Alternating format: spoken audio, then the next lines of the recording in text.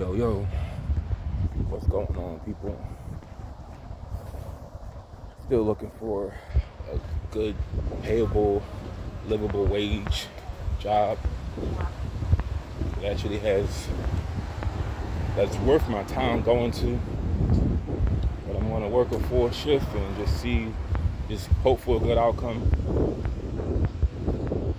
I can't complain because some people didn't wake up this morning. You know what? I'm gonna stop saying that shit. Let me not say that. Because I hate when people say, oh, let me just be grateful because some people didn't eat this morning. Some people didn't wake up this morning. It's like you disregard what's going on with you when you consider other people. It's like if I just got hypothetically speaking, I got a bad speech impediment, guys. But let's just say hypothetically, let's just say a cat just attacked me for no reason, and now I can't work. And I'm trying to think of something that's unlikely to happen. I don't want to say something that can happen, and it does happen. But let's say like a cat attacked me. I'm not gonna be like, well, I can't complain. Some people didn't wake up this morning. What? It's like I still got these scratches on my face. So it's like I'm fucked up too. But I know you guys heard about the shooting in Minnesota. I mean, see, I live in a city where people literally die every day. Now, I don't think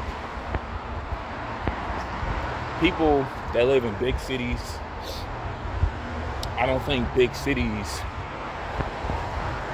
just simply mean everyone is like they're going to have a high murder rate because there's more people. Because I don't know the statistics for murders in Phoenix, but I don't think it's nothing close to here. I don't even think it's like it goes over 100. I mean, it may go over 100, but I don't think it's that bad because of cultural differences. But you got this trans female that shot three children and 17 injured, and I don't think. I'm not transgender, so I'm gonna say think.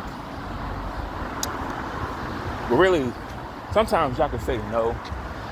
Like I don't know. I mean, I know there it is. I know that gender identity has nothing to do with what happened with the shooting. Because gender identity is not linked to violence. But I know what is. Drug use. And I'm not talking about recreational drug use. Because it's not like a whole lot of pictures surfacing of her online. Because I will be able to tell you the stages she was in. Because I'm pretty good at identifying that. So, it looked like she was in the early stages of transition. It looked like it. And let me just tell y'all guys, I watch both. I like to listen to transitioners and detransitioners because I feel both have they can enlighten you on a lot of great things. If you just listen to one group, how will you ever learn the other side's viewpoint on it? I was listening to Chloe Cole last night, and I just think I think she should be a little more mainstream. Because why? It makes me a little suspicious when you want to silence somebody that had a mastectomy done under the age of 18, and they're talking about the health effects that she's talking about the health effects of this shit, and you're saying that she's transphobic, and I just don't. Let me just say this, and I'm not trying to be funny. I don't think you could be transphobic if you had a mastectomy done on you underage. I just think you should get a pass. I just like, and I will never, all the stuff I say on here, I will never, ever come off like I'm transphobic. I'm transphobic because I don't feel like I am. But I do tell y'all that I just don't feel there's a such thing as being an advocate. Advocacy, I don't feel like that's real. Only you and people like you can understand what it feels like to be you. Don't let outsiders in your shit. That's always been like that. But I'm just concerned for society purposes of the effects of these drugs, because we don't know what they're really doing to people.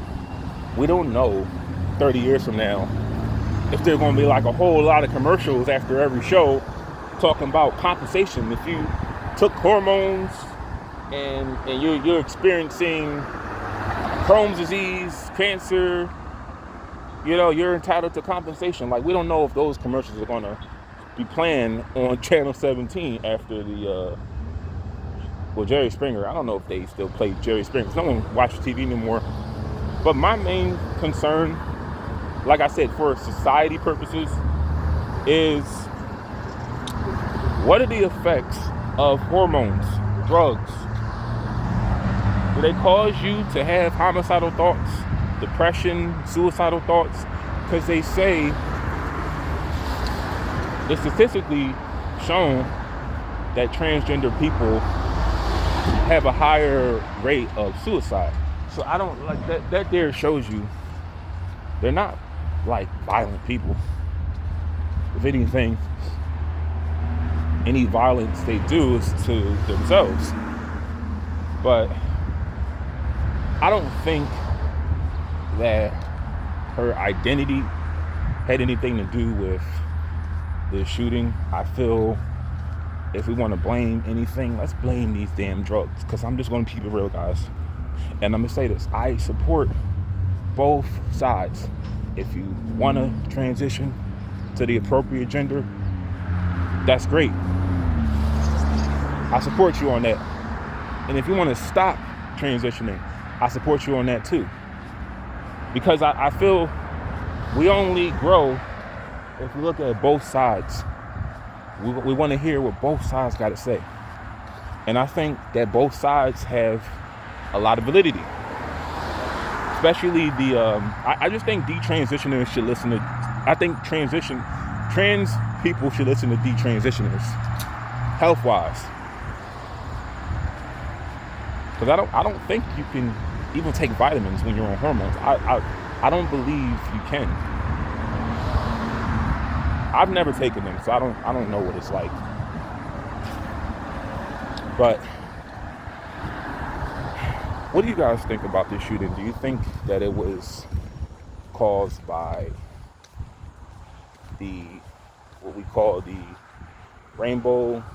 And I don't like saying that word, but do you think it's rainbow ideology trying to hurt children? Do you think it's the effects of drugs? Or do you think it's her identity? I think it's the drugs. Because like I said, I listened to Chloe Cole talk about her experience. And she didn't mention anything about killing somebody, but drugs do a lot of things, like a lot of irreversible damage to your mind, your brain, your mental state. And I really believe, and this is not, like I said, it's not like this happens. It's not like a daily occurrence. Like, you don't have trans people just shooting up, schools. Like suburban trans people.